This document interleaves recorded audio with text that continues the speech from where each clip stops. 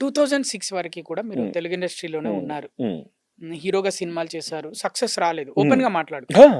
ఆ, సక్సెస్ రాలేదు. ఉమ్, తర్వాత మళ్ళీ గ్యాప్ ఇచ్చారు. ఉమ్, ఆ 2006 వరకి ఉమ్, ఆ 2006 తర్వాత తెలుగు సినిమాలు చేయలేదు కదా! ఉమ్. ఆ టైంలో మీరేం ఆలోచించేవారు తెలుగు ఇండస్ట్రీ గురించి?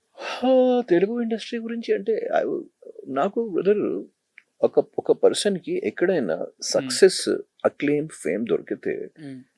ఎప్పుడైనా ఆ ప్లేస్ గురించి లోపల మంచి ఫీలింగే ఉంటుంది. అవును.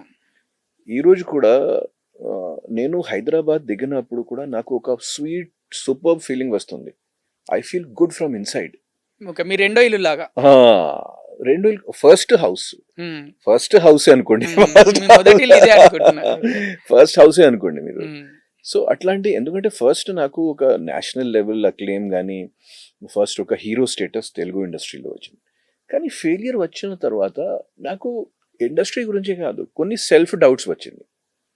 ఎందుకు ఇలా వస్తుంది ఫెయిలియర్లు, నేను ఎక్కడ రాంగ్ అవుతున్నాను, ఏ స్క్రిప్ట్ సెలెక్షన్ ఏంటి, ఎక్కడ తప్పు జరిగింది, నేను ఎక్కడ మిస్ఫైర్ చేశాను, అంటే అందరితో మంచిగా ఉండటం వల్ల గూడా మీది మిస్టేక్ అయిపోయిందనుకుంటున్నారా? మంచిగా ఉండడం వల్ల కాదు. మరి? ఓన్లీ ఒకటి కారణం నాకు ఏమనిపించింది, అది తర్వాత if you look at in retrospect, కానీ నేను మర్చిపోయాను అది. ఆ టైంలో నాకు అసలు గైడెన్స్ లేవు. అవును. మీకంటూ వెనకాల ఉండి హా, నాకు అస్సలు నడిపించేవాళ్ళు. గైడెన్స్ లేదు. బట్ చాలా మంది అప్పుడు ప్రేక్షకులు ఏమనుకున్నారో తెలుసా? మ్మ్. 'లాహిరి లాహిరి లాహిరిలో' చూసి అంత పెద్ద హిట్ అయ్యాక మ్మ్. ఈ అబ్బాయి మ్మ్. మంచి పొజిషన్‌కెళ్తాడు. ఎస్ ఎస్ అందరూ చాలా మంది ఇండస్ట్రీలో ఉన్న చాలా పర్సన్స్ కూడా నా దగ్గర వచ్చేసి ఆ టైంలో, హ్మ్. భయ్య మీరు, ఎన్టీఆర్, జూనియర్ ఎన్టీఆర్ గారు అండ్ ప్రభాస్, అల్లు అర్జున్, మీ అందరూ ఇండస్ట్రీ ఫ్యూచర్ హ్మ్. అట్లాంటి చెప్పిన వాళ్ళు. భయ్య మీరు ఈజీగా ఫ్యామిలీలో దాంట్లో కామెడీలో సెట్ అవుతారు, వాళ్ళు మాస్లో. సో అట్లాంటి చాలా పర్సన్స్ చెప్పిన వాళ్ళు. సో బట్ అది జరగలేదు. అంటే కొంచెం అంటే మీకు బ్యాక్‌గ్రౌండ్ లేక ఆఫ్ కోర్స్, అంటే background is always an asset. హ్మ్. ఎందుకంటే ఒక పర్సన్కి బ్యాక్గ్రౌండ్ ఉన్నప్పుడు ఒక పర్సన్కి మెయిన్ అడ్వాంటేజ్ ఏంటంటే మళ్ళీ మళ్ళీ ఛాన్సెస్ దొరుకుతుంది. అవునవును. సెకండ్ ఛాన్స్ కూడా, థర్డ్ ఛాన్స్ కూడా. నాకు ఫ్రాంక్గా చెప్పాలంటే లాహిరి లాహిరి తర్వాత ఒక మంచి డైరెక్టర్ కానీ, ఒక మంచి బ్యానర్ రాలేదంటారు. ఈ రోజు వరకు రాలేదు. హ్మ్. ఈ రోజు వరకు రాలేదు. సో దట్ ఈస్ ద అంటే మీరెందుకు సెలెక్ట్ చేసుకోలేదు? అంటే నేను సెలెక్ట్ చేయడం ఏంటి sir, beggars are not choosers. Hmm. So నేను అందరికీ అప్రోచ్ చేశాను. హ్మ్. అందరికీ రిక్వెస్ట్ అంటే చేశాను. హిట్ స్ట్రీక్‌లో ఉన్నప్పుడు హా, అప్పుడు కూడా అంటే చాలా మంది నాకు సైన్ కూడా చేశారు కొన్ని కొన్ని పెద్ద సినిమాలకి. హ్మ్.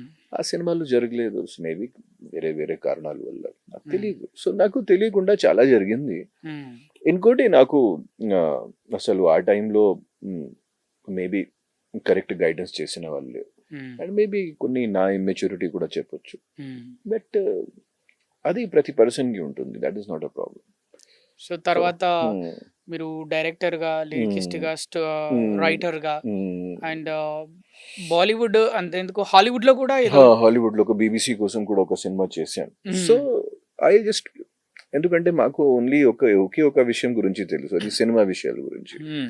రైటింగ్ అయినా సరే, డైరెక్షన్ అయినా సరే, యాక్టింగ్ అయినా సరే. So I try to live. ఎందుకంటే ఒక ఇంజనీరింగ్ పాస్ చేసిన తర్వాత, ఒక జాబ్ వదిలేసిన తర్వాత ఒక 10 years 12 years చాలా టైం అవుతుంది అది. సో ఒక 10 years 12 years గ్యాప్ వచ్చిన తర్వాత మనం ఏదో జాబ్ వర్క్కి మనం అసలు పనికి రాను. అది కూడా సినిమా ఇండస్ట్రీలో పని చేసిన తర్వాత అక్కడ మళ్ళీ ఇంజనీరింగ్కి వెళ్ళాలి, అవును. అది ఇంపాసిబుల్ అండి. కష్టం అసలు. కష్టం, ఇంపాసిబుల్ అండి. సో నేను సినిమా ఇండస్ట్రీలోనే ప్రొడక్షన్ మేనేజర్గా, ఫస్ట్ ముంబైలో ప్రొడక్షన్ మేనేజర్గా, నెక్స్ట్ రైటర్, చాలా సీరియల్స్ రాశాను నేను నా సెకండ్ ఇన్నింగ్స్లో.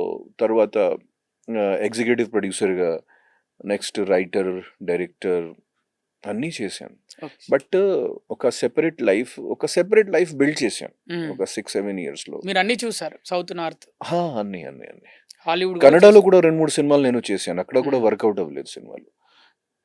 3 సినిమాలు యాక్చువల్లీ, ఒకే ఒక కంపెనీతో 3 సినిమాలు నేను ఒకేసారి చేశాను 2009లోనే, కరెక్ట్ 2009లోనే. సో కన్నడలో ఆల్సో దట్ హ్యాపెండ్. బట్ ఒక డైరెక్టర్గా ఒక హిందీలో మంచి పేరు వచ్చింది లాస్ట్ 2-3 ఫిల్మ్స్ కూడా.